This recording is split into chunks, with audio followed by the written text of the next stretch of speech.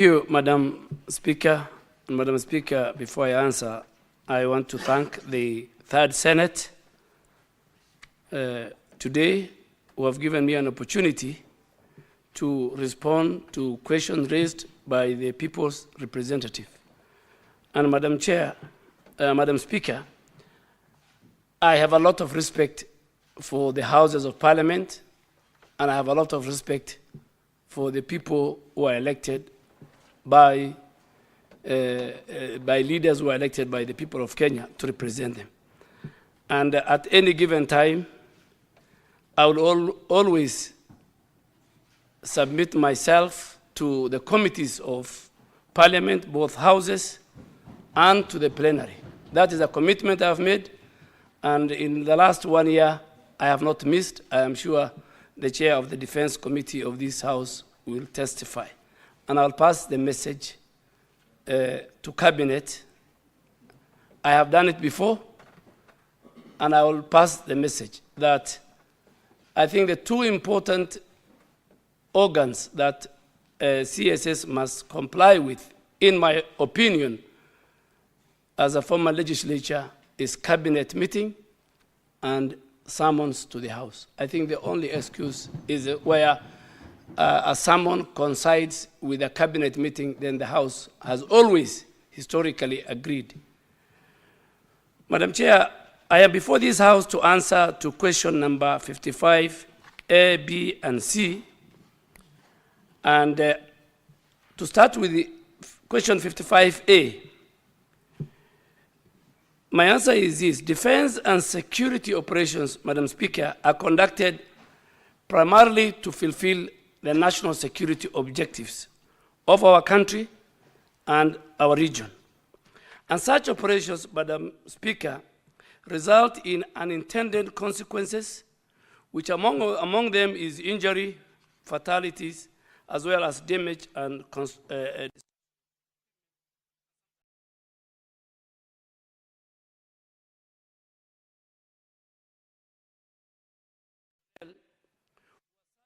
under ATMIS now, and previously under AMISOM, have either been injured or paid the ultimate price while they're executing their mandate of, number one, securing the Republic of Kenya and its citizens, and number two, participating in regional security and stability.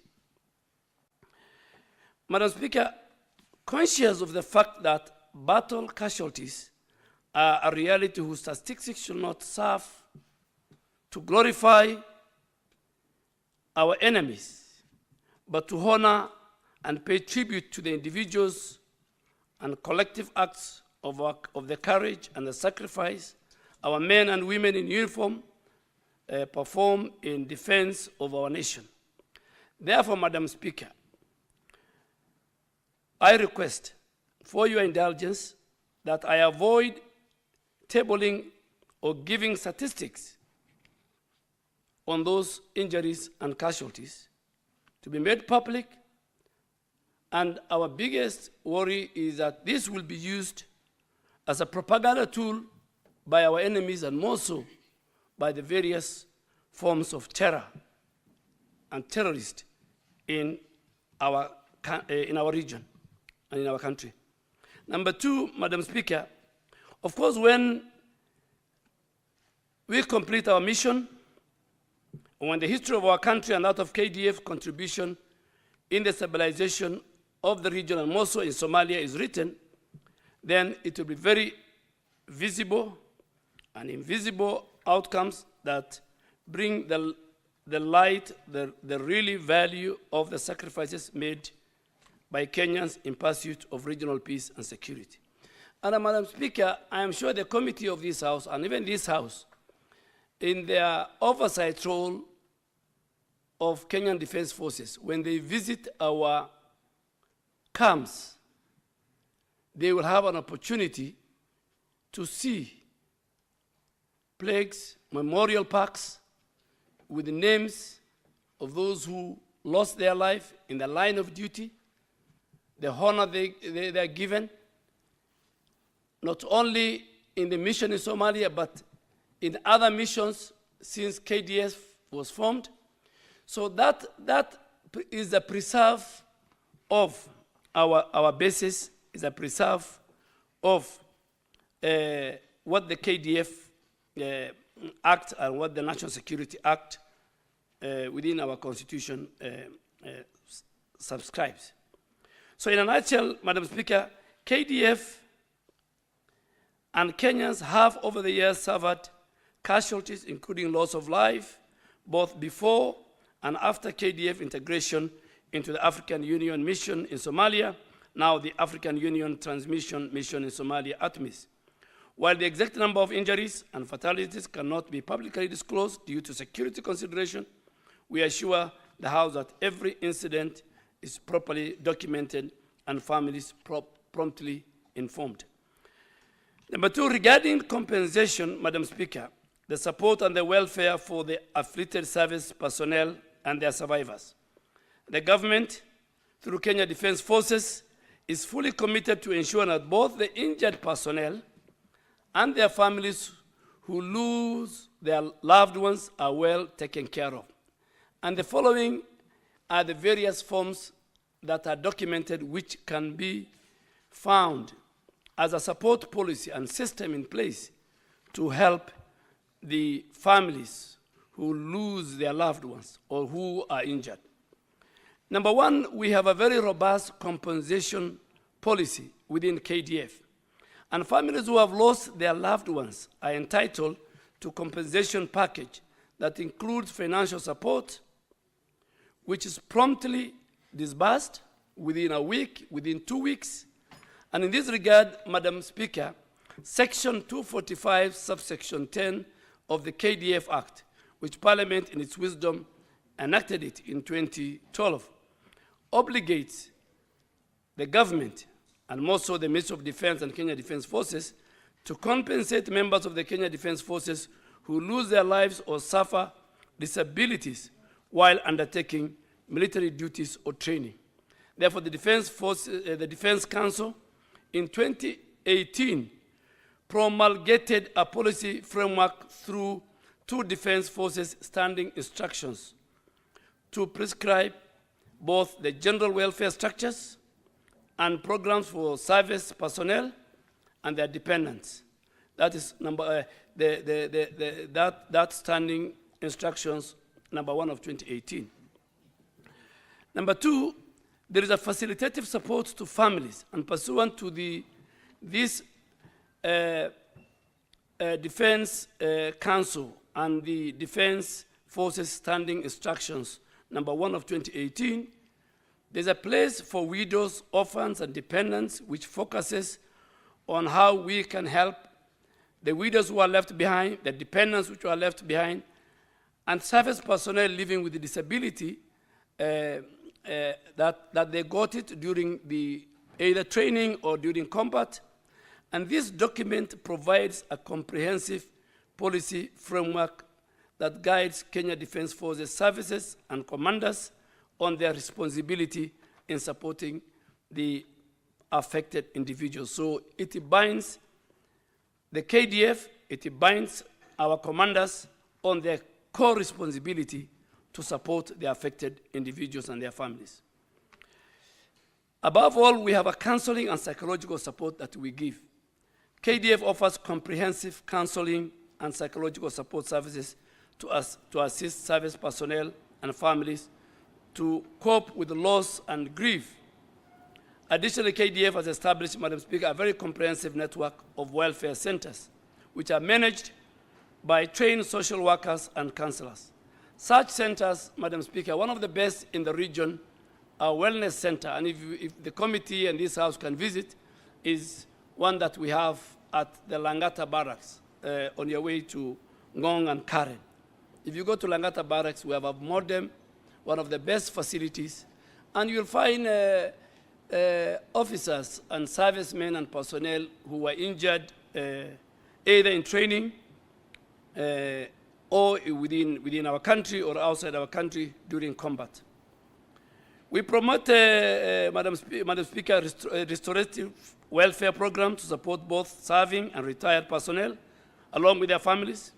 We develop psychological support programs for current and retired service personnel, their families, the families of the deceased personnel. We have a very robust team called the Veterans Department within Kenya Defense Forces. That even those who retired from the CDFs who retired to the lowest rank, we still have a very robust insurance policy. They are part and parcel of the KDF family. We ensure expedient delivery of terminal benefits and compensation to service personnel and their beneficiaries. And above all, we conduct what we call post-burial visits to monitor the state and the welfare of families of deceased service personnel. And finally, we coordinate social rehabilitation and mentally, for physically and mentally disabled service personnel among their responsibilities.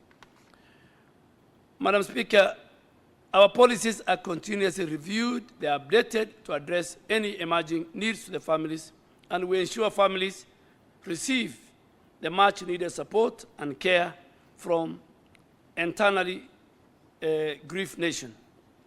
The second question, Madam Speaker, was what benefits and strategic advantage has Kenya accrued from her participation in AMISOM? And I think now AMISOM is moribund, so we just talk of what has Kenya achieved or accrued from our participation in ATMIS.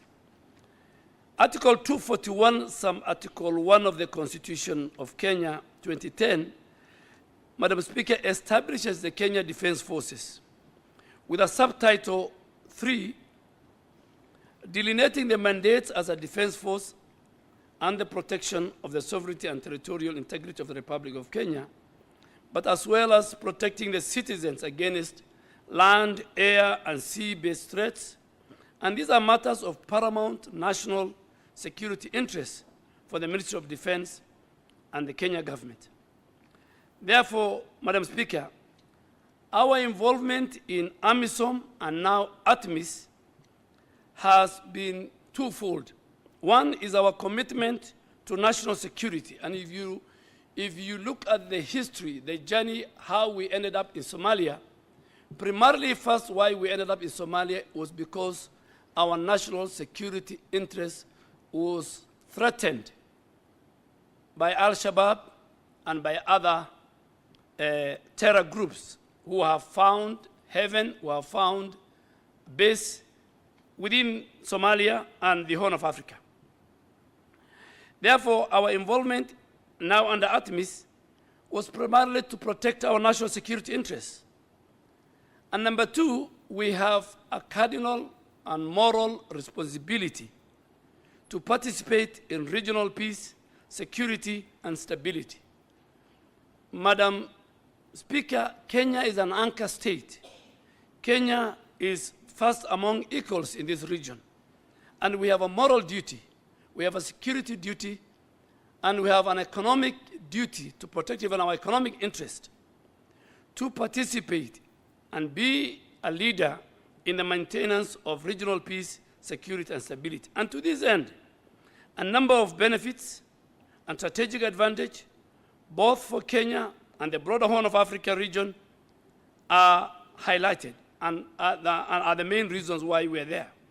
Number one, we are primarily in Somalia to combat Al-Shabaab terror groups in order to stabilize Somalia and by extension to make sure our region is safe and secure. We have contributed to the reduction of terrorism infrastructure within our borders and in the region. But Speaker, the Kenya Defense Forces are part of our Africa Union and UN Security Council initiative in Somalia. The troop contributing countries, Madam Speaker, are Kenya, Uganda, Ethiopia, Burundi, and Djibouti. And out of these 5 countries, Madam Speaker, it's only Ethiopia and Kenya who share a border with Somalia. And we share over 800-kilometer stretch of unmanned border with Somalia. So, number one, our national security interest obligates us to stabilize Somalia so that the 700 borderline we have with Somalia can be safe and secure. Considering the insecurity and socio-economic challenges that has preceded Kenya's intervention in Somalia, it might be recalled that the tourism sector in the coastal region was dying while the passage of commerce through the Indian Ocean was heavily impacted by this. This is all what led us to Somalia in 2012, Madam Speaker. Tourism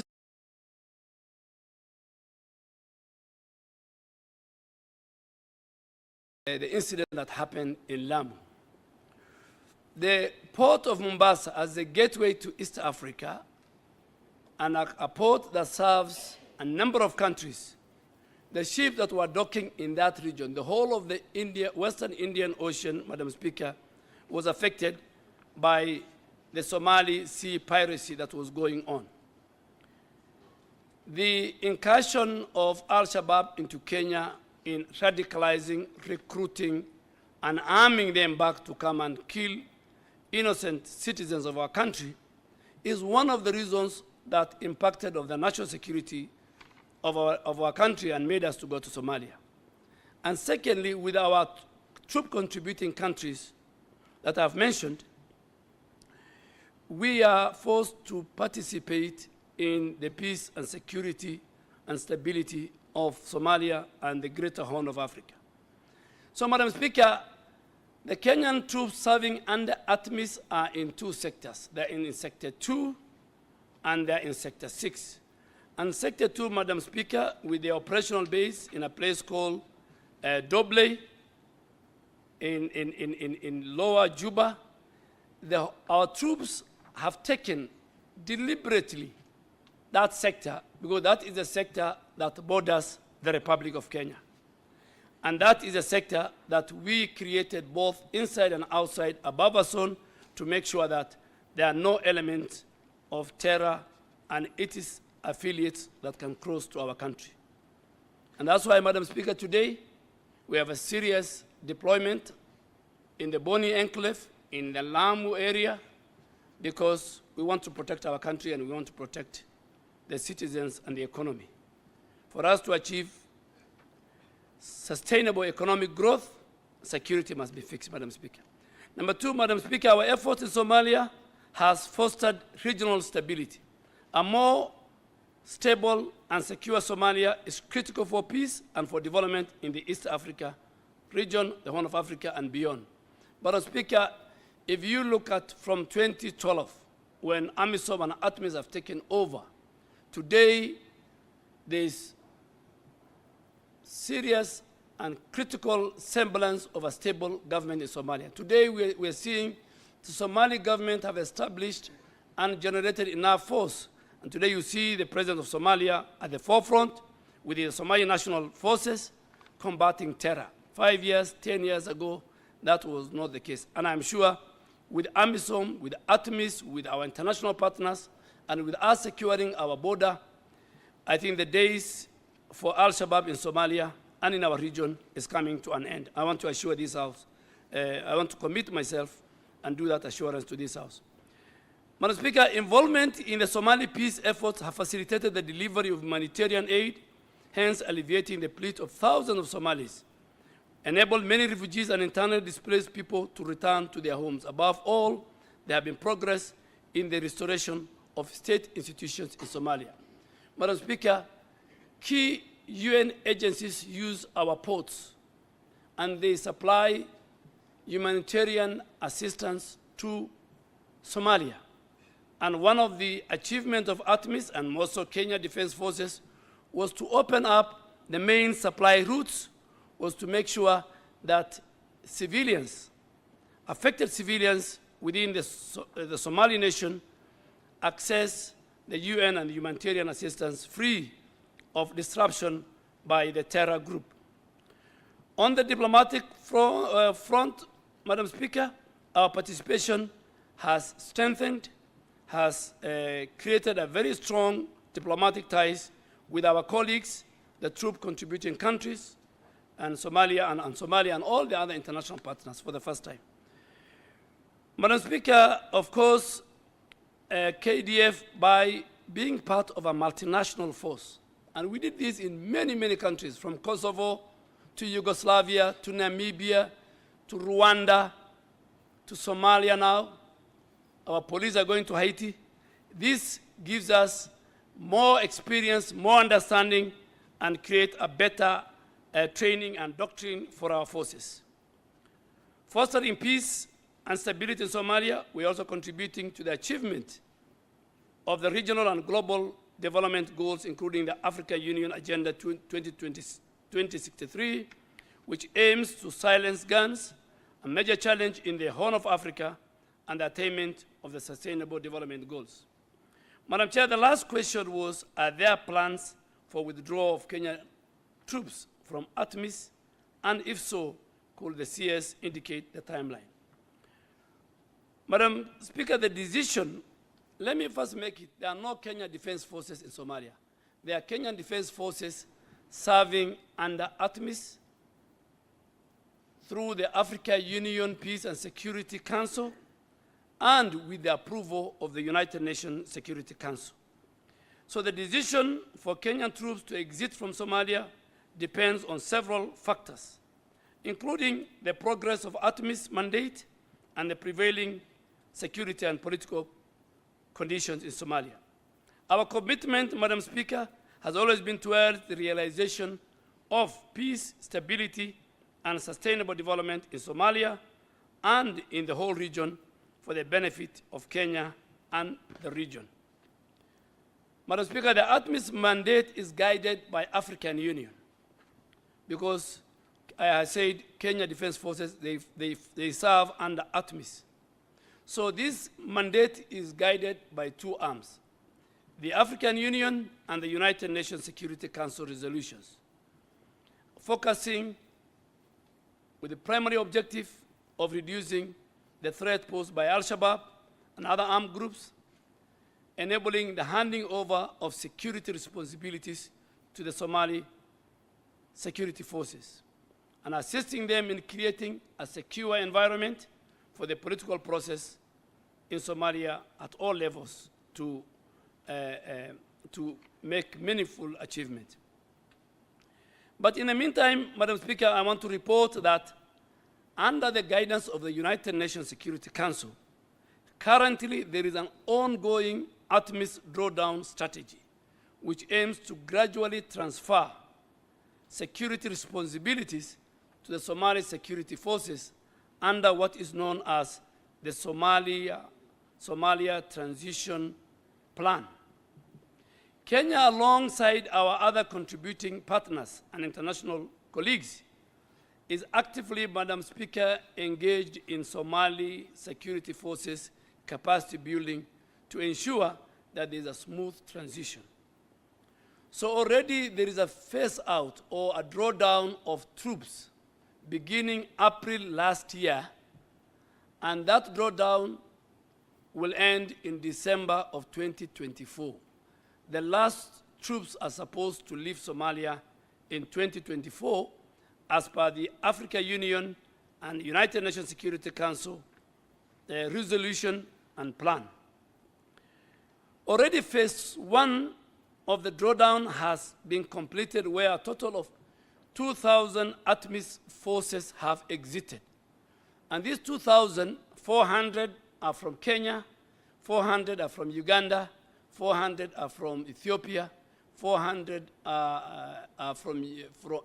are from Burundi, and 200, I think 150 is also from Djibouti, who are mainly in one of the sectors. So already 2,000 have exited, with Kenya drawing down 400, and this was completed in the month of June of this year. And what we did, Madam Speaker, for House to know, we were very strategic on which FOB to close, because we wanted to make sure that when we exit from that FOB, we didn't want Al-Shabaab to take that FOB the next. So we exited from an FOB, is 400 men and women, from an FOB which is across the border on the Wajir-Somalia border, and which, in our opinion, was about 7-kilometer distance from our base inside Kenya in Wajir. And I want to report today that 24/7 we monitor that FOB that we have closed as part of the drawdown to make sure Al-Shabaab do not occupy. We have told the Somalian security forces to occupy, but our interest is to make sure Al-Shabaab can never be our neighbors within 7 kilometers. Subsequently, Madam Speaker, phase 2 of the drawdown of the ATMIS forces, which KDF is part, was initially again planned for 30th of September of this year. And we are ready. We are supposed to withdraw 600 ourselves as KDF. However, this has been technically paused awaiting the AU and the UN decision on a request made by the Somali federal government for a 3-month extension. And this extension is because currently the Somali government and Somali security forces have been engaging in a serious war with Al-Shabaab in the central part of Somalia. And the Somali government have asked for a pause that as we deal with these terrorists ourselves and our partners, let us pause. But that decision of the pause, Madam Speaker, and I want to make it very clear, for the 3-month extension, will only succeed and will only pause if the AU, who they have written to, and the UN Security Council give approval. So we are waiting for the approval.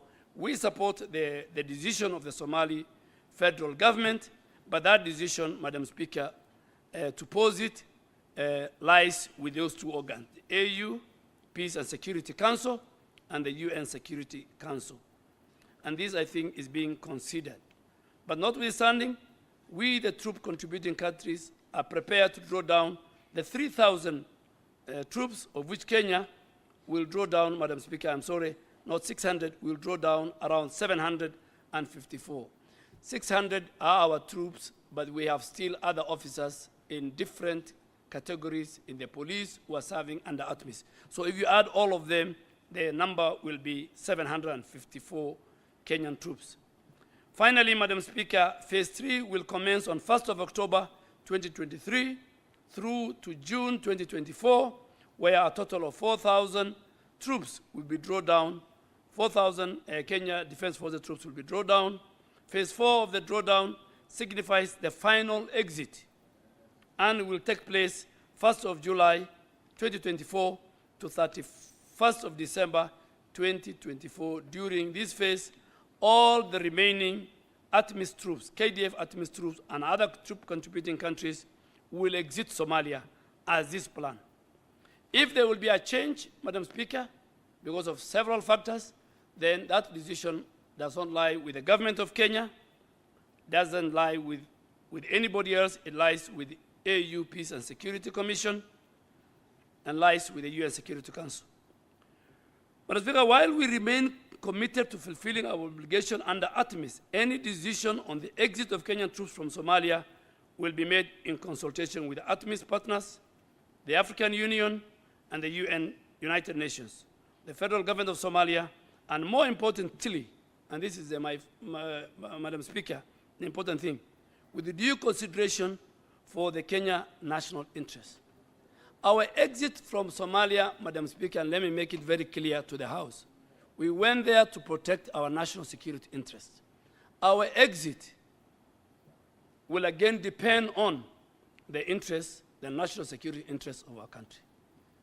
Post-ATMIS withdrawal or post-ATMIS exit is critical. That discussion is critical for Kenya Defense Forces, for the government of President William Ruto, that if we feel now we have enough troops at the border, both the Kenya Defense Forces and other security agents, our Many sectors, including our intelligence, are working around the corner. But we will discuss, we will analyze the post-ATMIS drawdown and withdraw, having in mind the national security interest of our country. Madam Speaker, as I conclude, the Minister of Defense assures this House that any decision made for KDF to exit from Somalia should be in the best interest of the Republic of Kenya in as far as our national security interest is concerned. Madam Speaker, that is what I have for this House. I am ready to engage the representative of the people in more other supplementary questions. Thank you. Thank you, Honorable Cabinet Secretary, for that response. Honorable Senators, we have come to the conclusion of that official response, the formal response that has been done to Senate. We will now proceed on with the supplementary questions. And I'll first invite Senator Chute. Do you want to prosecute your two questions now? Or do you want to prosecute one now and the second one after all the senators? Thank you, Madam Speaker. I will ask my first question now and the other one at the last of this session. Madam Speaker, let me first of all thank the CS for a comprehensive answer and well thought of. And Madam Speaker, the CS said we are sharing border with Somalia. The two countries are sharing borders with Somalia. One is Kenya, the other one is Ethiopia. Madam Speaker, we don't have Ethiopian Defense Force or army inside Somalia because they were very clever. It is very expensive for a neighboring country to go into Somalia because the borders we are sharing, the border we are sharing, the communities who live there are same communities, relatives, friends. And I would want to ask the CS, because he also comes from the same community, isn't it a good advice for Kenya to withdraw? I'm not talking about ATMIS. I'm talking about our Kenyan Defense Forces. Isn't it prudent for our defense forces to be guarding our border rather than being in Somalia? Because being in Somalia is creating problems for us, Madam Speaker. And as we speak, Mogadishu today is safer than places like Northeastern, Mandera, Garissa, Wajir, even Tana River. Madam Speaker, what would the CS, what advice would the CS give to the executive, the president, in order to withdraw our defense forces from Somalia back into our border? Thank you very much, Madam Speaker. Cabinet Secretary, you can respond to that question before we move to the next.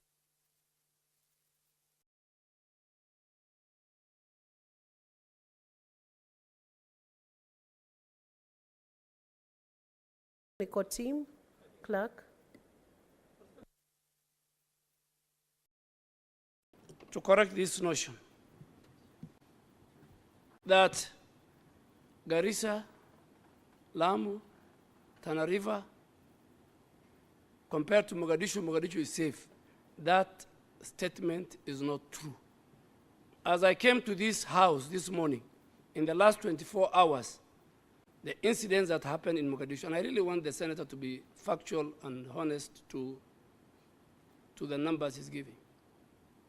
So Mogadishu, in fact, the other regions of Somalia, in a number of areas where we occupy, including Kismayu and the whole of the southern part, are more safer. Our border now is more safer than Mogadishu. Number two, I have given a breakdown. We are not in Somalia. It's not the Kenya Defense Forces. And it's not the instruction of the Commander-in-Chief of the Defense Forces, His Excellency President William Ruto, direction that our troops are in Somalia. Our troops are part and parcel of the Africa Union Transmission Force. I have given the drawdown beginning June of this year, and the last soldier will leave, including Ethiopia and Uganda and Burundi. But let me speak for KDF. Our 4,000 plus will leave on 31st of December 2024. The gradual withdrawal will start in July. So it's not me to advise. And I said it is a function of the AU and the UN Security Council. The case is different, like our troops serving in DRC, which are there as part of the East Africa Regional Force, and with a mandate. Now they have a mandate of 3 months, ending in December. If December that mandate is not extended, and we fulfill that we have achieved both in terms of regional security, peace and security of the Great Lakes region, we have achieved our economic interests in that part of the world, because Kenya is a huge economic bloc in DRC. Our banks are there. The port of Mombasa depends in that area. If we achieve our interests and the mandate is not extended, our troops will come back 1st of January from DRC. But these troops in Somalia are under the AU and UN structure. Two, Madam Speaker, let me also say it here. Our border is secured. From Kiunga to BP1 in Mandera, we have more than 18 forward operating bases. Our Air Force and we are building more camps now in Marsabit, your county. We are building more camps in Wajir. We have expanded the Wajir International Airport for more air surveillance, not only in our country, but in the region. Our Air Force, that is where they use. We have a 24/7 surveillance by our Navy on the Western Indian Ocean with Somalia. No ship carrying anything can enter, particularly the area we man, the sector that we man. And we man the sector, both the sea and the land and the air, that borders our country. The other sectors are manned by our colleague troop contributing countries. So, Madam Speaker, our exit I have given plan. And above all, we are also looking at, as we exit, how is the fourth generation, how is the capacity of the Somali security forces being built, which is better than maybe 15 or 20 years ago, Madam Speaker. Thank you, CS. Senator Samson Chalalike.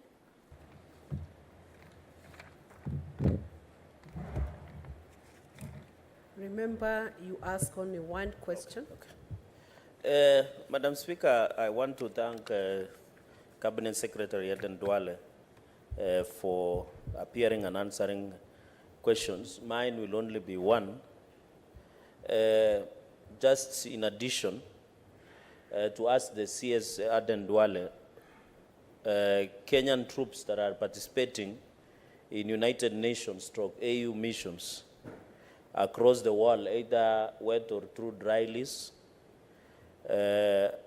because he has indicated, sorry, whether the lease it is or whether dry or wet lease, Madam Speaker, is how much money has been reimbursed by United Nations African Union to Kenya over the last 5 years.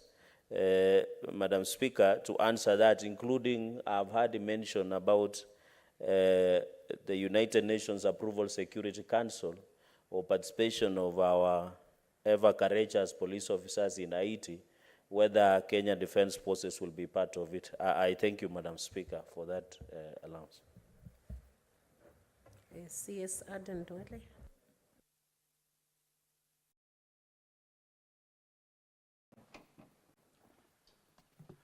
Well, Speaker, thank you to the question to my Honorable Senator for Nandi. Yes, Kenya has participated in peacekeeping missions since time immemorial. And Madam Speaker, it's very sad. At one time, we were country number 4 in peacekeeping mission. Over the years, we are now at number 41. And that's why we have made a deliberate attempt, particularly under this administration, to make sure that we regain our position and do better. Because Rwanda, which was behind us, now is number 3, I think, in peacekeeping mission. So, and I really want to thank Parliament for the passage of the Peace Fund. The passage of the Peace Fund was very, very critical. It was passed 3 months ago, and now we are putting the implementation structure. How much we have received from ATMIS the last 5 years in terms of reimbursements? Roughly, we receive about 500 million every year. So in 5 years, it's like 2.5 billion Kenya shillings that we have received in the last 5 years. And this is part of why we brought the Peace Fund, so that the Peace Fund, unlike now, the money goes to the National Treasury. It doesn't come to the Ministry of Defense. But now we have made a deliberate attempt, passed through the cabinet. We want the Peace Fund to be domiciled at the Ministry of Defense. So that money, we will use it to modernize and to buy more equipment for our security forces without putting more pressure on the exchequer. Madam Speaker, thank you. I believe you are satisfied by that response. Senator Boni Halwale. Thank you, Madam Chair. Madam Chair, allow me to congratulate the minister. He's one of the ministers who takes our calls and who calls us. Thank you, Minister. Minister, before I ask you my question, allow me to invite you to the provisions of Article 35 of the Constitution, specifically Article 1A, which gives every Kenyan the right of access to information in the custody of the government. Can you please balance this with our age-old tradition in Parliament, where you are free to ask the Speaker to allow you to table that information in camera? I want to invite you. Having done so, allow me to ask you my question. Haiti is 12,119 kilometers away. It takes 13 hours of flying to reach Haiti, and the cheapest flight, Minister, is 220,700 shillings. You have justified our presence in regional missions by attributing it for the need for us to be part of securing peace, security, and stability of our regions. Given the statistics I've given you on how far away Haiti is, could you tell us what are the benefits and what are the intended consequences the government hopes to achieve by taking our troops to Haiti? Cabinet Secretary. Madam Speaker, the last question, I think, with a lot of respect to my colleague, when I came to Parliament, I found him in this same chamber. There used to be a library next door. I don't know whether it's still there. Many, many years. I want to refer him the last question to the Minister of Interior. So please take time, invite Professor Kindiki, give him the statistics of the distance and how many flights go there and the hours. That is above it's not my domain, so I'll refer that to Professor Kindiki.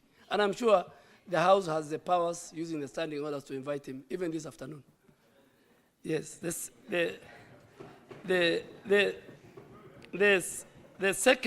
first one was, yes, Article 35 of the Constitution allows you to get and provide information, any information, to any citizens. But that article must be interpreted with certain responsibility. And I'm sure if you read the chapter on the organs of the National Security Council and even KDF, and you being a very, very seasoned medical doctor, I am sure even sometimes you don't provide your client, your patient data to all and sundry. This is a plenary. And there are certain information which is the custodian is the National Security Council. Honorable Boni, Senator Boni Khalwale, I cannot share. But if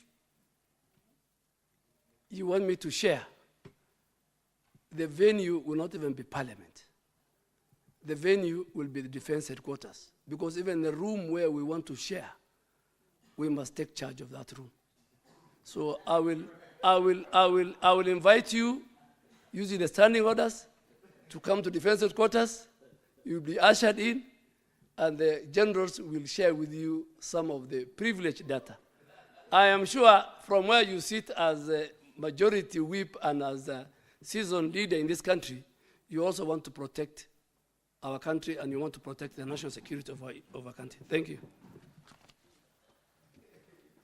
It is apparent that the responses being in the domain of security sector are unique and have different perspectives, Senator Boni Khalwale. I would also want to guide the senators that the questions that you raise, the supplementary questions that you raise, we had initially agreed that they should be connected to the questions that are before the floor of the House. And I am not blind to the fact that the questions on Haiti are matters of national importance and have raised concerns. Nonetheless, Senator Boni, you are guided to raise that question with the relevant ministry and give the statistics you have given very effectively this morning. Thank you. Senator Bogwa Mongai George. Thank you, Madam Speaker. And allow me also to congratulate the able CS for being a towering figure in the stability of our country. Mr. CS, during our visit to Turkana on Senate Mashinani, it occurred to us in our engagement with the security apparatus that the porous border of Uganda, South Sudan, and Ethiopia are guarded by the defense forces of those particular countries. But on the Kenyan side, it's not guarded. I would want you to tell this House why that is happening, as well as appraising this House the successes and challenges your docket has had in solving the problems of Lamu County. Thank you. CS. Madam Speaker, I agree. We are like, let me use the word devolving. We are devolving Kenya Defense Forces, both its bases from our historical positions. We now have 2 sites in West Pokot. We have 4 sites in Turkana. We are in Marsabit. We are in Mandera. So we are building more bases and more training bases, mainly along our border, so that as part of protecting the territorial integrity of our country. So I'm sure in the Lodwar airstrip, for the first time, we have got an forward operating base by our Kenya Air Force. So Kenya Air Force are already in Turkana, in Lodwar town. We are building a big base now in Turkana, courtesy of, I really want to thank the former governor and the current governor of Turkana for availing the land. And we have another 3 bases in Turkana. Turkana is vast. And we are shifting, we have learned from the cattle rustling and banditry in North Rift that Tiati and Baringo and West Pokot and Turkana, we have enough land for even training. So we might even shift both the Kenya Defense Forces and even the police. We might shift our training bases closer to those terrain. I think they're good for training. I am sure, Madam Speaker, Lamu is now under operations. And I don't want to speak about Lamu in the plenary. if the Committee of Defense can invite me in camera, because Lamu now is under operations. So, and this question was, I was not ready for Lamu. But anyway, I told the chair of National Assembly Committee, if I want to speak about Lamu and our war with Al-Shabaab, I'll do it in camera. Thank you, CS. Senator Abdul Haji.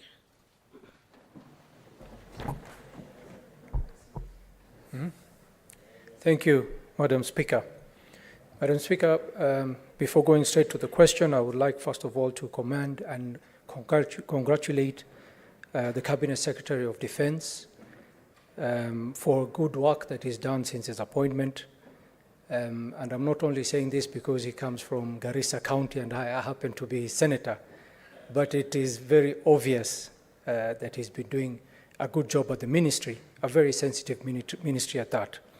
I also want to appreciate the answer that he has given the House, a very detailed answer. And I think, Honorable Madam Speaker, any officer who dies in the line of duty is one too many. And we have to, as a country, appreciate that the work they do is the ultimate sacrifice. If an officer dies in the line of duty, that is the ultimate sacrifice that they can give in fighting for this country. And they are our unsung heroes. And the ones that we have lost, may God rest their soul in peace. Madam Speaker, the Kenyan Army has been in Somalia for 5 years. And as the Cabinet Secretary has explained, that as they are at their second phase of withdrawing from Somalia, the federal government of Somalia has actually requested that they extend their time. So my question is to the Cabinet Secretary, in the period of the 5 years that the Kenyan Defense Forces has been in Somalia, have they undertaken any social development programs, programs within the military-civil engagement that has helped them to win the minds and hearts of the community in Somalia, in the areas that they are serving? Thank you, Madam Speaker. Honorable CS. Thank you, Madam Speaker. Madam Speaker, I also want to confirm that I have one of the best senators. He is my senator, and myself and the people of Garissa have full confidence in Senator, who he replaced our father and our elder, who also sat in this house. May Allah take him to Jannah. Madam Speaker, yes, Senator Abdullah has asked a very fundamental question. We do it both in our country and we do it outside. If you go to our area and thank Parliament, Parliament always allocates a certain resource to Kenya Defense Forces for their civic duty. So we are involved in construction of dams, building of boreholes, providing medical camps, and wherever our bases are, during drought, they give a lot of water. Senator will agree with me, particularly in the parts in Garissa where there was drought and where our bases are, the same in other parts of the Asal region. So, and then we have an element we call key leadership engagement. The Senator and Deputy Majority Leader in the Senate, Senator for Samburu, will agree with me. Even where we go and bring peace and security, we still have key leadership engagement. In Somalia, Madam Speaker, one of our operating base in a place called Duale, and you can look at either ATMI's Twitter handle or KDF, you will find in our biggest hospital, we provide maternal health care, we provide surgery, and even this week, if you go look at that Twitter, you'll find a lady who was now being discharged on a wheelchair, who was in our hospital for about 3 months in Duale. So that is a kind of thing we do. We provide water, we provide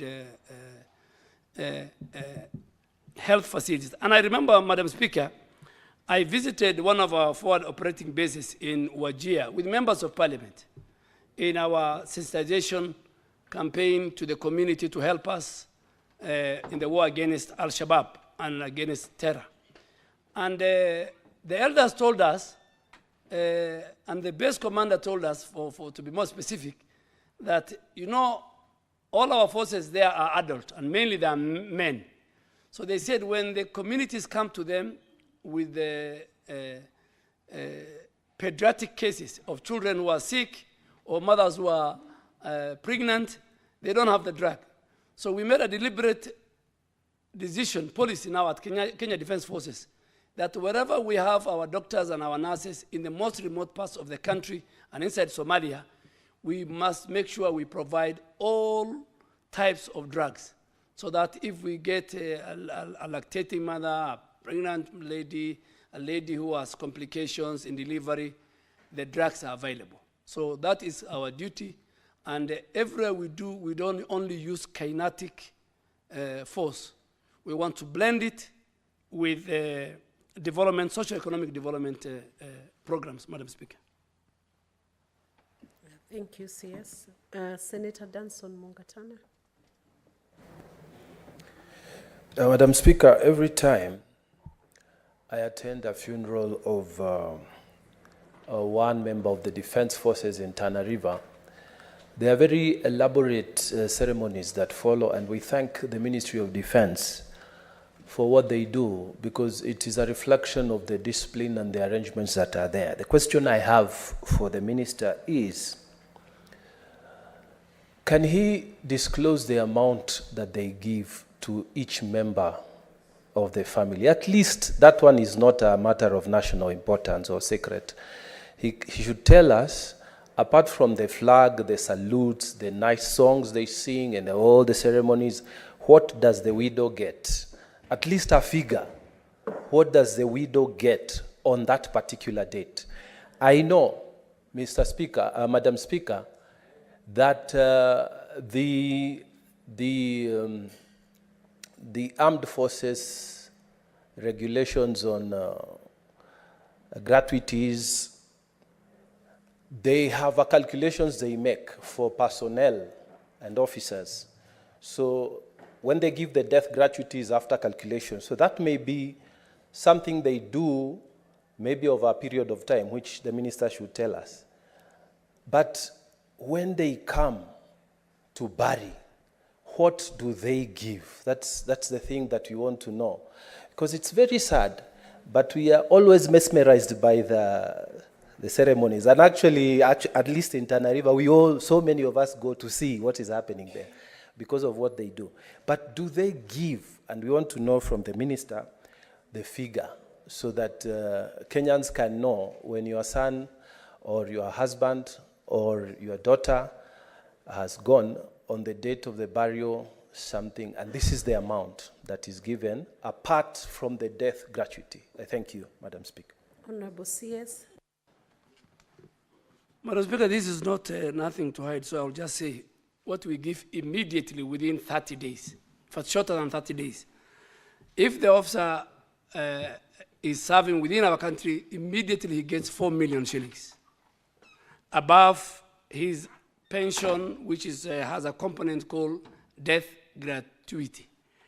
But if he's serving in ATMIS, like in Somalia, apart from the 4 million, the AU and the UN give that family 50,000 USD.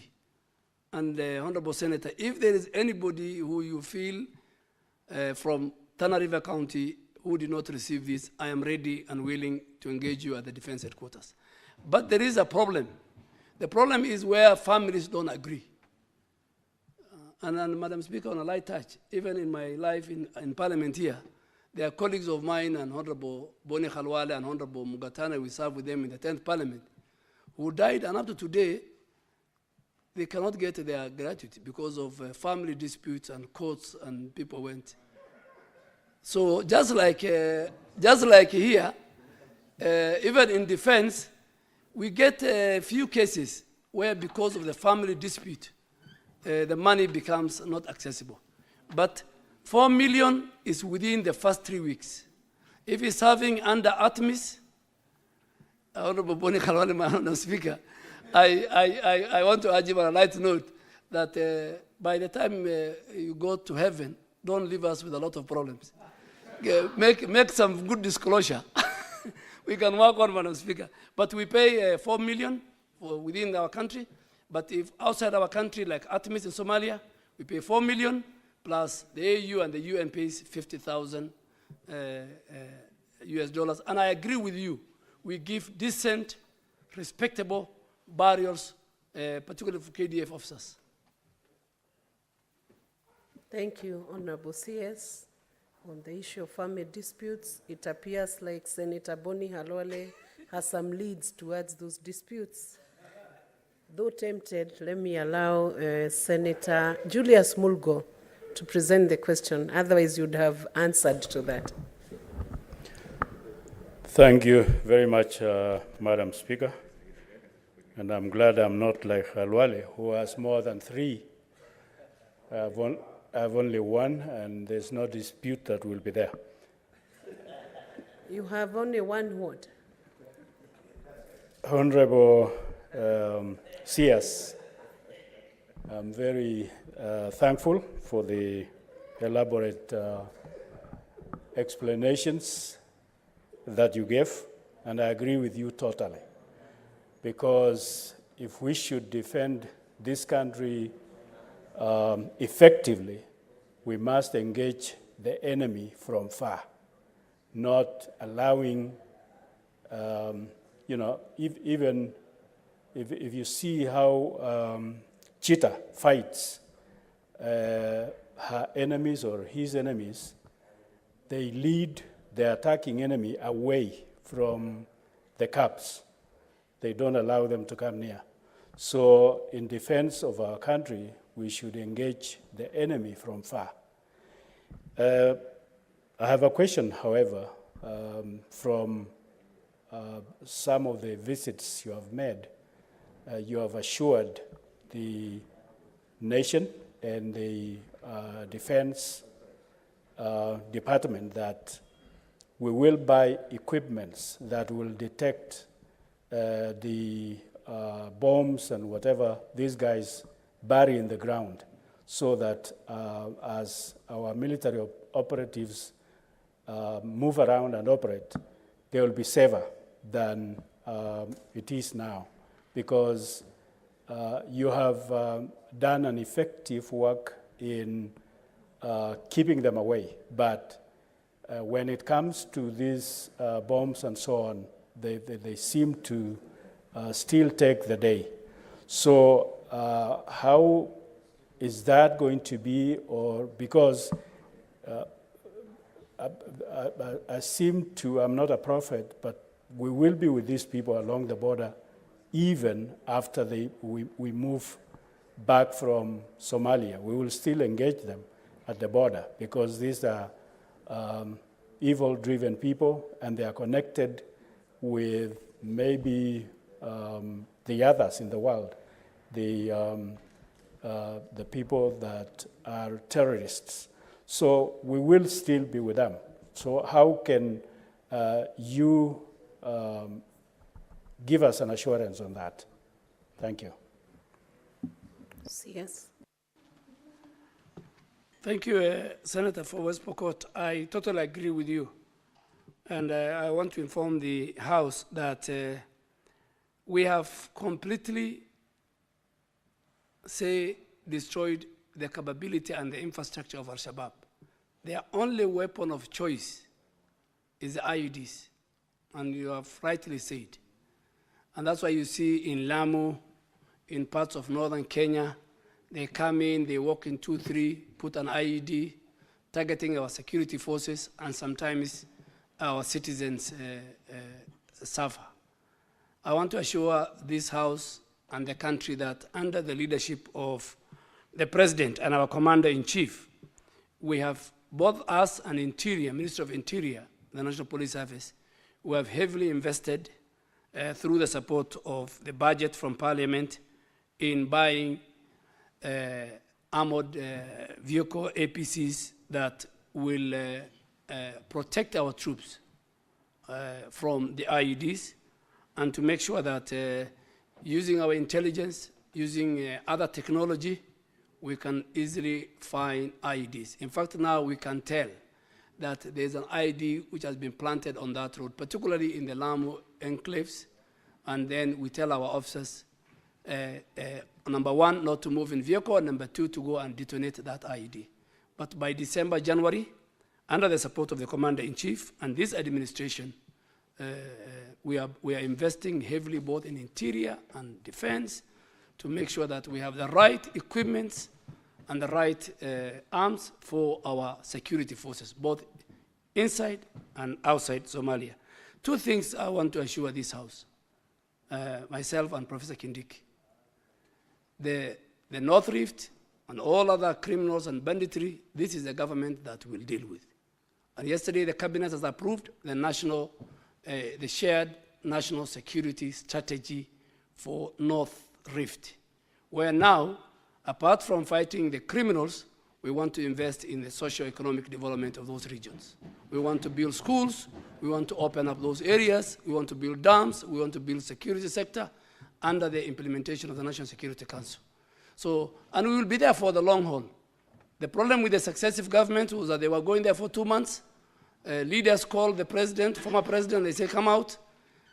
No leader will ever call the Commander-in-Chief until, and now I'm sure the leaders are also very happy, about 85% of the North Rift now is pacified. We have only about 15%. Now we want to remove the kinetic operation and deal with socio-economic development of our people. They must be part and parcel of the Kenyan agenda. So we are investing heavily in the modernization of our security forces, from intelligence to the police, to the other special groups, and to the Kenya Defense Forces. Thank you, CS. Honorable Jackson Madego, Senator Jackson Madego. Thank you very much, Honorable Speaker. Honorable Speaker, first let me take this opportunity to thank the CS for appearing before this committee. I had comments in regard to CS Namwamba following the comments of Senator for Bungoma. But since Chair, you ruled, let me not speak to us. I would like to ask the CS for defense.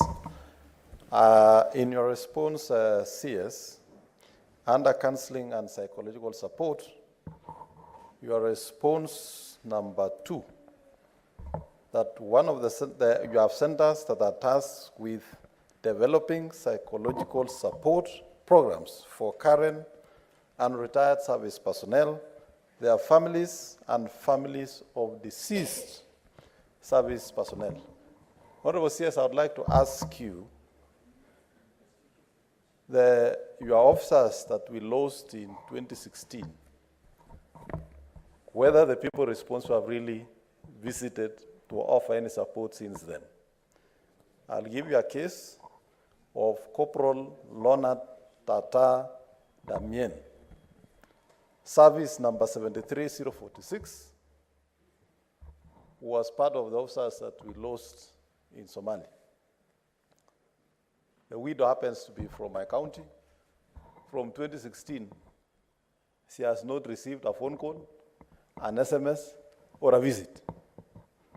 So I would like to know whether the person who is in charge is not sleeping on the job, or whether they are telling the CS they have visited and they have not visited. And for your information, CS, my county buried not less than 15 officers during that period of time. I've only given an example because I was able to get in touch with that. And as that is checked, CS, together with that, what happened with the boundary wall? Was it a wall or a trench at the boundary of Somalia? Is it complete? And how much did it cost? Senator Madego, how many questions are you asking? It's one question, but it looks like it has appendages, Honorable Speaker. It's aggregated into 6 different issues. Senator CS. Madam Speaker, let me start with the last one. I think, Senator, you need to file a question to ask about the boundary wall. That boundary wall was not a boundary wall. It was a conduit for stealing public resources. And you cannot build 700 border with a wall. 700 kilometer border. So they did about 10, but that is one of the ills of the previous administration. So you have the oversight role, so you will ask, please. And you can call those they're still around, some of them. Ask them about the wall. But when I start building a wall, I'm ready to answer. Secondly, about, we are very sorry, and I really want to ask that not only in Somalia, since independence, and you'll find their names in a memorial park in all our camps, there are many men and women in uniform who sacrificed their life for our national security interests. But this particular officer, we condole with the family, and please, I want you to give me. You know, sometimes I have seen, I was asked a question on a pension claim by an officer, by the National Assembly, and when I came to answer and I gave all the evidence, the member realized that this member was cheating him, and he got his pension. So give us the name so that I can check with the head of our medical team and the other welfare team whether they have visited. If they have not visited, I will assure you in the next 2 weeks they will visit, and I'm very sorry if that was not done. But I want to check. So before I leave, maybe I'll get the name of the widow. I think we have a very robust, not only for the widows, even for our veterans who retired. We have a veterans which the houses of parliament have passed. Thank you, CS. Senator Lelegwe.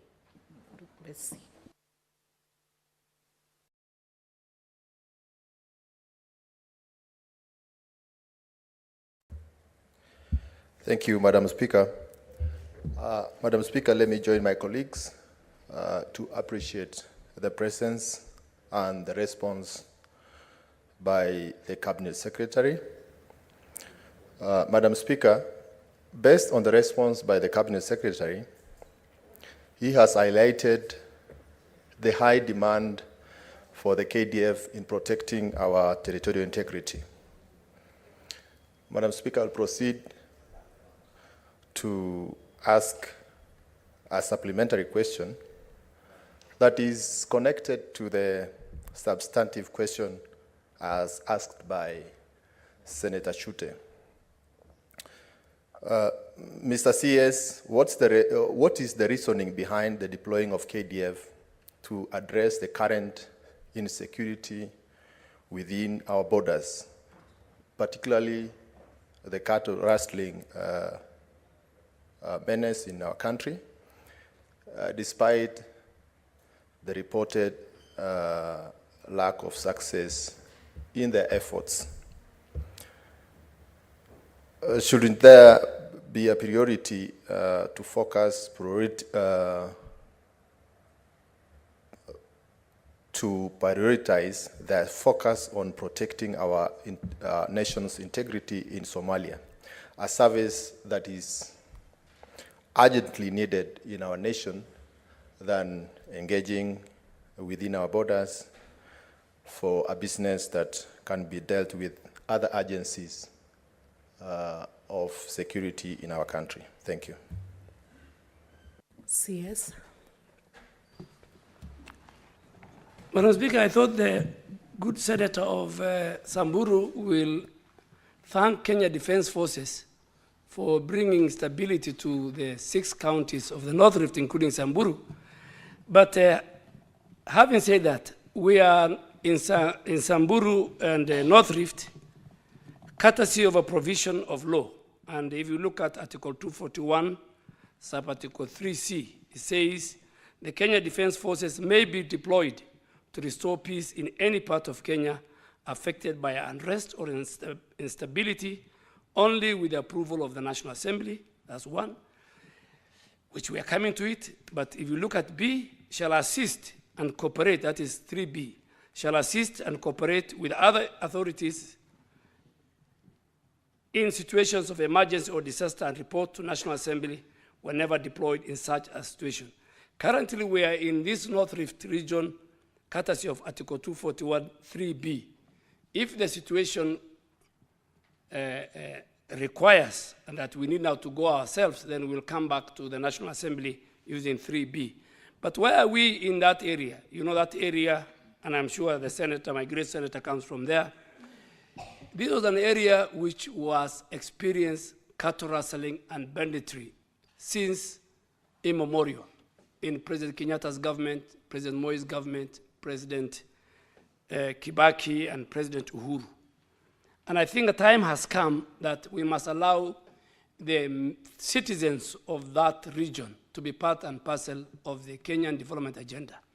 Their children must go to school, their women must do business in all the trading centers, roads must be passable, criminals must be dealt with, and above all, those 4 counties must benefit from the budget and the national development of this country. And today I'm very happy to report that we have dealt with, we have silenced the guns, we are helping communities, and yesterday, under the direction of the President and the Commander-in-Chief, we have approved a CAB memo that myself and Professor Kindiki has initiated and which was passed by the National Security Council before coming to Cabinet to make sure that now as we dealt with the kinetic forces, now we bring socio-economic development. The people of those counties must get education, boarding schools, where all communities' children can go, build more dams, more boreholes, operationalize health centers, ask the Interior Ministry to create all the sub-counties and locations that are in areas where there is no government presence, open up about 13 to 14 security roads so people can move, and above all, establish permanent police and military camps and training camps to address the insecurity and make a very quick reaction. And some of those counties are also along our borders with South Sudan, with Ethiopia, with Uganda, and to make sure that we get less time, we protect our territorial integrity we share with other countries. But I'm sure, Governor, we have a meeting with the leadership of Samburu, Laikipia, and Baringo next week, so that we agree, we listen to the leaders. Now that we have silenced the gun, now the leaders can tell us what else we need to do. And from there, then we go to the ground, the way we did in other counties, and we talk to the people. Now we have reached the stage of engaging the leadership at strategic level. Leaders are very important, communities are very important to make sure that without them, even we can't fight the terror. Without them, we can't bring development. So we will engage you next week. Thank you, CS. Majority Leader, Senator Aaron Cheriot. Thank you, Madam Speaker. I also want to join the rest of my colleagues in appreciating the Minister for first his appearance, and secondly, I also want to commend him for the grasp of issues in his ministry. Listening to the Minister, you would think he has served in the military before, though I think I suspect, Mr. Speaker, because I know him and I know his family well, I think these are tips that he gets from his lovely wife, who is a daughter of a general. So probably that's where he has gotten all these tips about the things that are happening in this sector.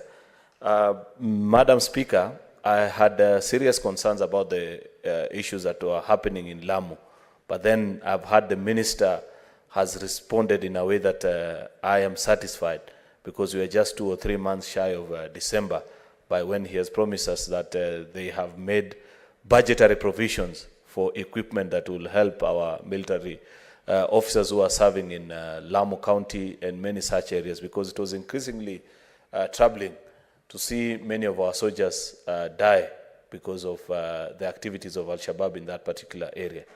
Just the last comment, Madam Speaker, is a softer one, and this is on behalf of Parliament.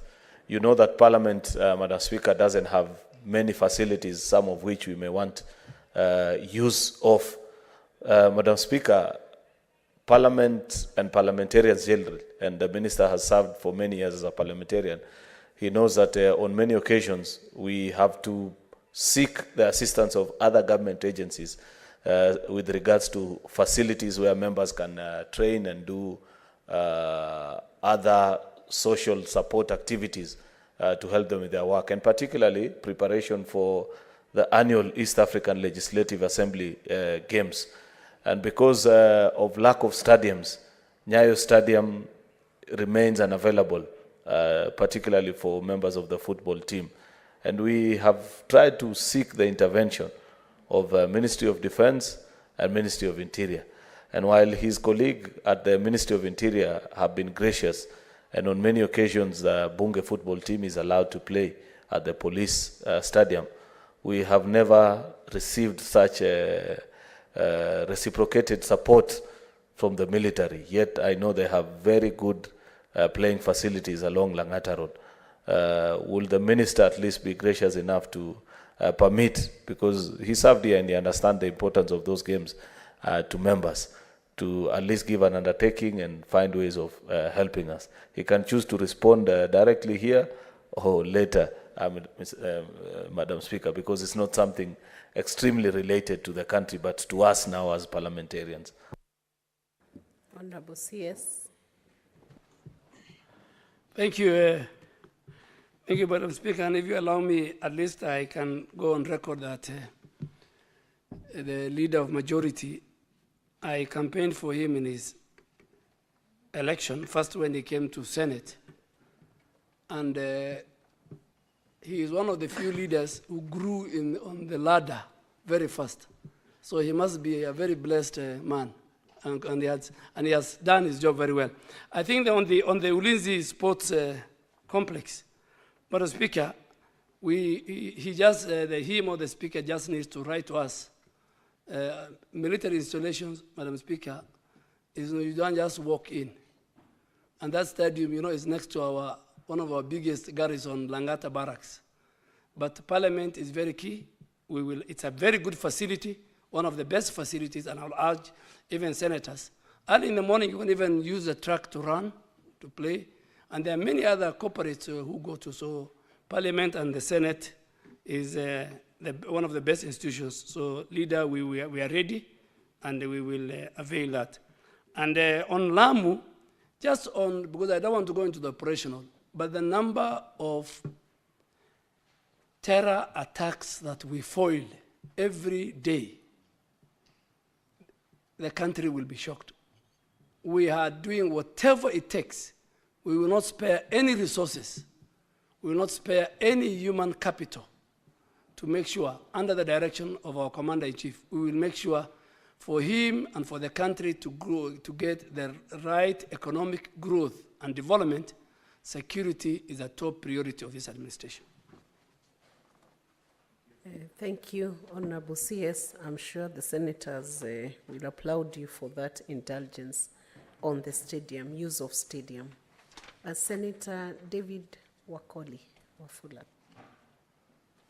Asante Mheshimiwa Spika kwa nafasi hii na kushukuru waziri kwa majibu ambayo ameweza kutupa. Langu tu ni kwa kuuliza kwa mustakabali na wajibikaji wa serikali na mawaziri katika baraza la mawaziri. Ni yapi ambayo mlizingatia kuafiki kwamba askari wa nchi ya Kenya watapelekwa kule Haiti na sio jeshi la nchi ya Kenya?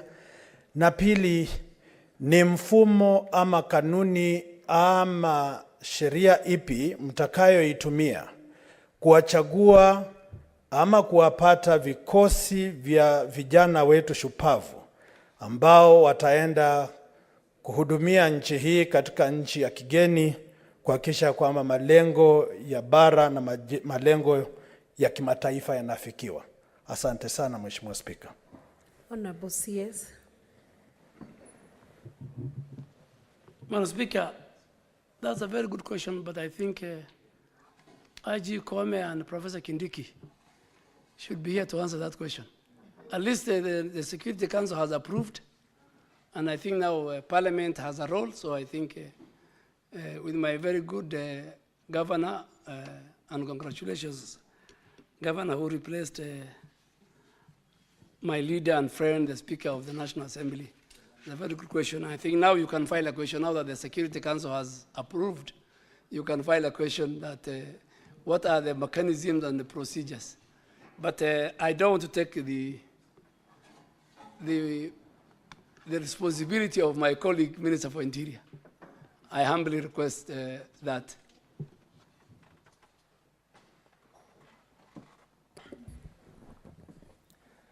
Senator Karungu Tangwa.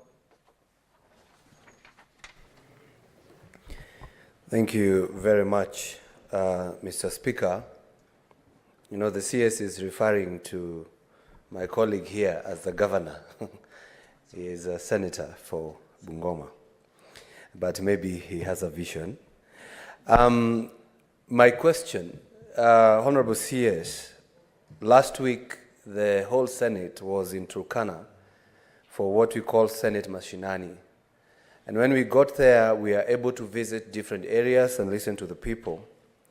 I'm not a member of the Agricultural Committee, but I joined them in their trip to Katilu irrigation scheme. And when we went there to see the first intake from the River Takwel, we were accompanied by an entourage of police officers. And we were told that's where the neighbors from Pokot come in and attack the people of Turkana, and vice versa. And when we listened to the people, they said, Mr. Speaker, that if only KDF was to be stationed there to serve as a buffer zone between the Pokot and the Turkana. And when they go there, and I'm really happy when you say that you're going to integrate them in the community project and all that, and when they go there, they don't go as a camp. They get land. They use that land for irrigation, because that area, Mr. Speaker, they're capable of irrigating about 2 million acres, but they only have 2,000 acres of irrigation. So probably we can also use our KDF to, one, provide security, and also be part of fighting or providing food security in this country. If they were put there as a buffer zones between Pokot and Turkana, and they have so many acres of land where they can as well use the local communities to cultivate that land, such that when you want to go to Turkana from Pokot, you have to go through the KDF camp, now the farm, or vice versa.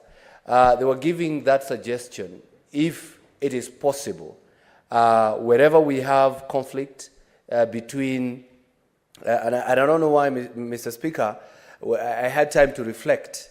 And I think as a nation, we need to think about what we need to do for the neighbors, because we realize Turkana are complaining of Pokot. Laikipia, they're complaining of Pokot. Samburu are complaining the same. So I think something needs to be done. I don't know whether it's the Pokot or the other communities. So I need something also need to be done. But my question was creation of a buffer zone. Thank you very much, Mr. Speaker. Honorable CS. Thank you, Mr. Speaker. And to answer the great Senator of Kiambu, sorry I was saying Senator of Bungoma, is that there are a number of fundamentals. Number one, you only talk to the Turkanas. So I think next time you talk to the Pokots, then next time you talk to the Samburus, you talk to the people in Laikipia, you talk to the people of Samburu, Baringo, the whole of that ecosystem, because everybody has his story to tell. But I don't think Kenya Defense Forces should create a buffer zone between communities. Our buffer zone should be our borders, the air, the land, and the sea. We protect our country. In this area where you went, don't worry. We will deal with the Turkana criminals, we will deal with the Pokot criminals, we will deal with Samburu criminals, we will deal with the Elgeyo Marakwet criminals, we will deal with the Tiati and the Baringo criminals. And now we have dealt with them. They have felt the weight of Kenya Defense Forces and other multi-agency team. And they know this administration, they have to choose something else to do. Their historical business of cattle rustling and killing and closing and maiming women and children, it will not happen under President William Ruto as the Commander-in-Chief. So it's good you have had it. We have a number of small FOBs in those areas.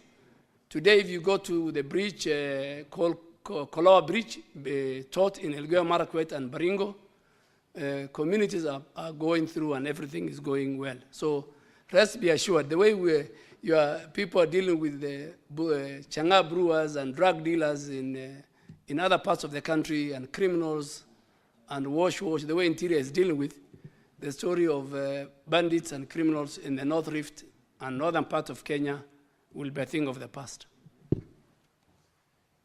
Thank you, Honorable CS, for that particular response. Senator from Turkana, Senator Lomenen. Thank you, Mr. Speaker, sir, for this opportunity.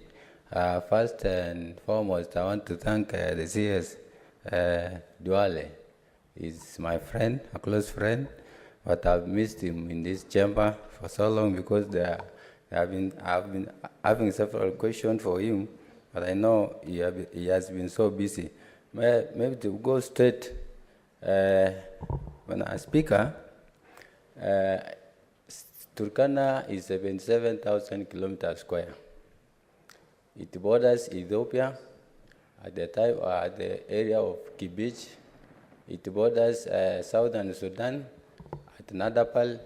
It also borders Uganda at the border of Lotere. And then something that is so unique that an CS is supposed to know, Pokots are dual citizen. They fought both in they fought both in Kenya and they fought both in Uganda. So how do you treat them? When they raid or they ambush the Kenyans, Turkana Kenyans who are in Kenya, they hide themselves, they hide weapons in Uganda. As we talk now, Mr. CS, through the speaker, the KDF is not located in Uganda. I'm sure also it is not located in Ethiopia. It's only located in southern Sudan, that is Nadapal. So, but my observation that those who are there are very few. So, our citizens from Loima or Turkana County have been mostly embarrassed by the UDF in Uganda. As even we talk now, there are people who are imprisoned just because of taking their livestock to Uganda. And you know it very well, there is that East Africa treaty which we signed. And our citizens, our partner states like Kenya, are supposed to enjoy this grazing and water. As we talk now, they are not supposed to step there in every means they will use. So the livestock and the people are suffering now at the area called Lokriama. So, Mr. Speaker, I will need to clarification from the CS responsible why the KDF is not in Uganda, is not also in Ethiopia, and then my colleague Senate said between West Pokot and Uganda. You should not treat West Pokot as only Kenyans. They are external. They fought both in Uganda and Kenya. So when they do something, you don't treat them as Kenyans. You treat them differently. Thank you, Mr. Speaker. Honorable CS, could you respond to Senator from Turkana? Thank you, Mr. Speaker. The Senator for Turkana was my friend and old colleague in the National Assembly. And now I'm happy and I want to apologize here today that we had sometimes very unkind words with him on the Senate. Little did he know that he will come and sit in the Senate. Little did I know that I will come and answer questions before the Senate. I think for me, this is how the world is around about. So, the Speaker, I want to apologize for the very many unkind remarks I made against the Senate when I was in the National Assembly. But number one, Honorable Senator, I can only speak for Pokots who are Kenyans. That's number one. Number two, I agree with you, and I want to thank the county government and the leadership of Turkana. Now we have enough bases in Turkana County, which we are going to build, including our Air Force in Lodwar town. All these are geared to make sure that our people and our country is safe from any incursion from our neighbors. We have a very good diplomatic relation with Uganda, with Ethiopia, with South Sudan. And these are governments that we deal with every day to solve if there are any issues concerning our people. But on the insecurity and cattle rustling, we have agreed with the Ugandan People's Defense Forces that they will deal with the banditry on their side, and we deal on banditry on our side. That's why I'm saying bandits have no choice. They have nowhere to hide. They can't cross, whether they are Turkanas or even though I don't want to brand criminals, any community. They are criminals. Criminals have no place to hide, even across the borders, to Sudan, to Ethiopia. We are talking to those government and those colleagues. And I want to assure you that there will be bases in all those three borders. Already we have the one with South Sudan. We are going to increase. We have even brought the Air Force to Lodwar Airport. So we will increase, and that's why we are moving from the central area of Kenya and go to the borders to safeguard our people, including the great people of Turkana. Thank you. CS Senator Hazena, you had made initially a request. Seems you've... Senator Hazena.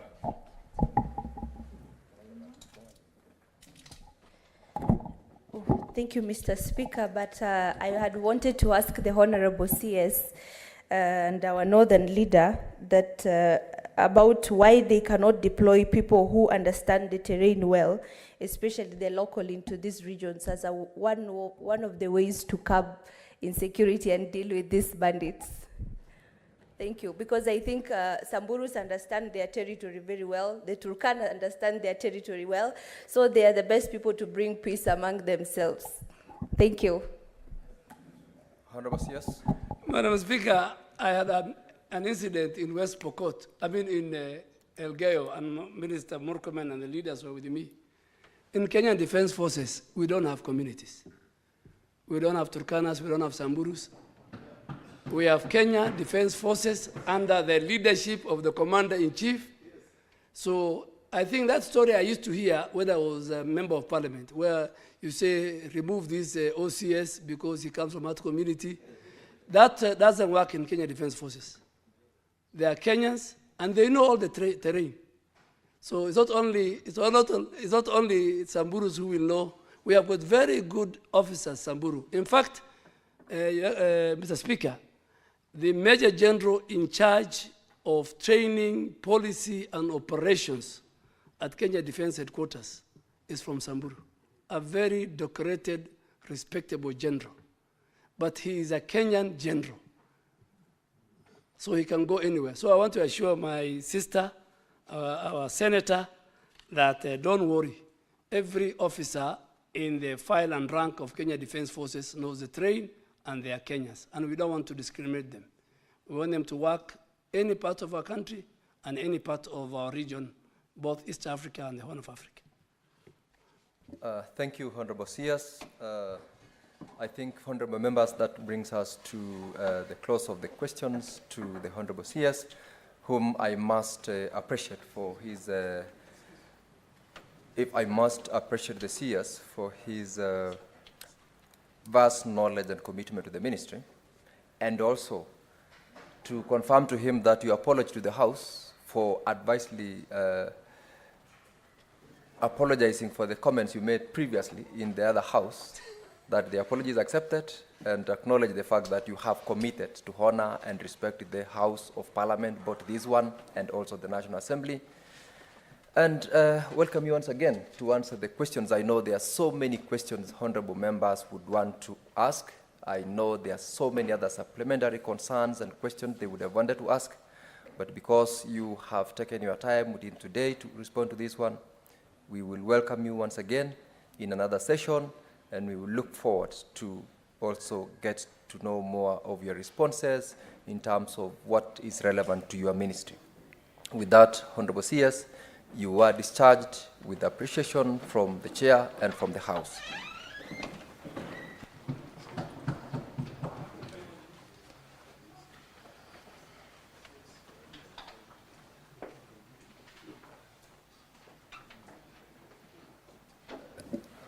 Honorable members, we need to call the next order of business. Clerk. Order number 8, the County Government's Additional Allocations Bill, National Assembly Bills number 23 of 2023, second reading. Honorable members, this is the bill that we had yesterday. I think we adjourned the House when Senator Mandago was on the floor, and he had 17 minutes remaining for him to conclude on his response to support the bill that was moved yesterday by the majority whip. Senator Mandago was just here in a moment. Senator Mandago, you had 17 minutes remaining of your time. I do not know whether you are ready to proceed. Yes, I'm ready. Take the mic.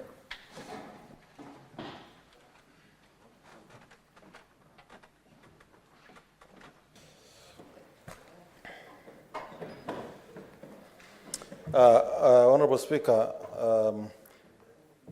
as I had stated yesterday before my time was up, that I do support this motion of additional allocation bills to county governments. Honorable Speaker, in supporting this motion, this is going to add additional close to 56 billion Kenya shillings to counties. And Honorable Speaker, this is going to aid our counties in making sure that services are delivered to citizens. But Honorable Speaker, I had reservations in some of the programs, and I wanted to concur with Senator Mungatana of Tana River that, Honorable Speaker, there are programs that are designed and conceptualized from ministries, Honorable Speaker. And in most of the times, Honorable Speaker, you find that those programs that have been designed and conceptualized from ministries are designed in a manner that befits the geographical location where the cabinet secretary comes from. And you find a program costing 12 billion, 15 billion, 20 billion being designed for 3, 5, or 8 counties, as opposed to putting into consideration equity that we are supposed to guarantee